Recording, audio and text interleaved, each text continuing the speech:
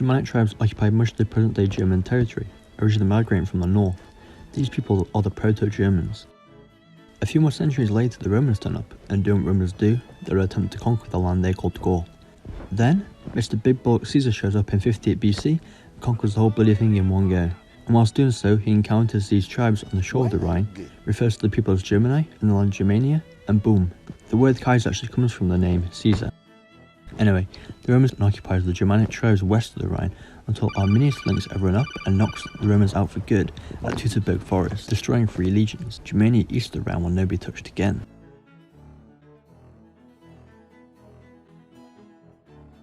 The Western Roman Empire would end in 476 AD, following numerous blows such as the Second of Rome in 14 AD, and with it the Franks sought to develop quite a nice empire themselves, eventually covering France, Germany, Netherlands and parts of northern Italy over the next 400 years.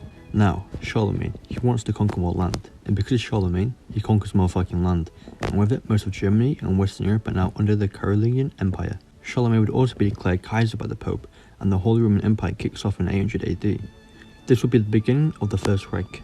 Unfortunately, Charlemagne's descendants would be involved in numerous civil wars and divisions, which would result in their territories being split into 3 in 843 AD. These would form the outlines of medieval Germany and France. In 912 AD, Otto the Great pops up Matilda of Ringenhelm and restores the Holy Roman Empire after he's crowned Holy Roman Emperor in 962 by Pope John XII. The medieval German state is created.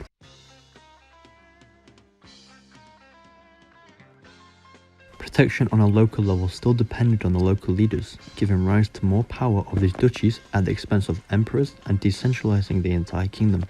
Remember this, it will be important later.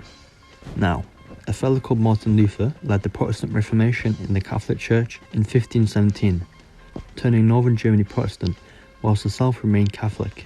Oh, huh? What's that? Do you smell that? Ah, it smells like some good old-fashioned Civil War. We're not talking your standard run-of-the-mill shoot a few of your odd cousins at Christmas dinner. We're talking more than a quarter of the German population dead. Oh, that's not good. Half the male population dead. Fucking bollocks! All jokes aside, this war was a total catastrophe that lasted from 1618 to 1648 and was not just restricted to Germany, but part of a much larger European conflict. We should really not let anything like that happen ever again, right? Right? No. Time passes and the date is 1805.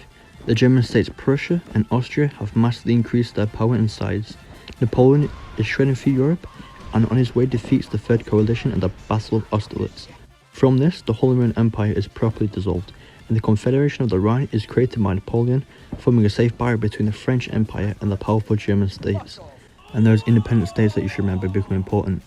Napoleon is eventually defeated, and the Industrial Revolution really kicks in, causing the German economy to boom. Now, I introduce Otto von Bismarck, the man with the moustache we all wish we could have. As he was probably as disgusted with this map as all of us are, he took on the noble quest of uniting the states, and in 1871 he succeeded, forming the German Empire, with Prussia and its capital, Berlin, at its centre. This was called the Second Reich. He would be the Chancellor of the German Empire till 1890.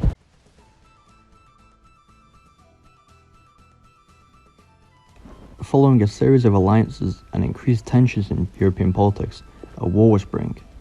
All it needed was some little disaster to get it going. Once again, Europe was completely ravaged by war, yet this time due to the rapid expansion of European empires, the entire world was involved. A whole generation of young men from every side would be lost, and it would destroy Germany and its people, after they were blamed for starting the conflict. The hard Treaty of Versailles would mean Germany needed something radical and extreme to turn its terrible situation around. The Weimar Republic wasn't it, and the German people would live in extreme poverty, inflation, and unemployment. Throughout this time, political parties were at constant conflict, trying to resolve the dire state of Germany. One certain intelligence agent of the Reichswehr would infiltrate one of these parties to spy on their operations. He would grow fond of the party after agreeing with many of its policies. If you still haven't guessed, it's Hitler. Scheiße!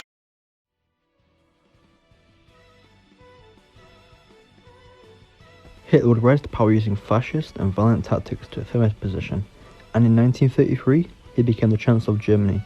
Using the terrible state of Germany to control the people, he created a dictatorship which would go on to commit genocide against millions of people and caused World War II following annexations and aggressions made against many countries in Europe. World War II would lead to the destruction of Germany once again. Denazification would occur, and Germany would be split in two following the invasion forces of the Soviets in the east and the Allies in the west. This would be the beginning of the Cold War, with Berlin being at its centre. A wall was built in Berlin, separating the two halves of the city, and in a way, the entire world.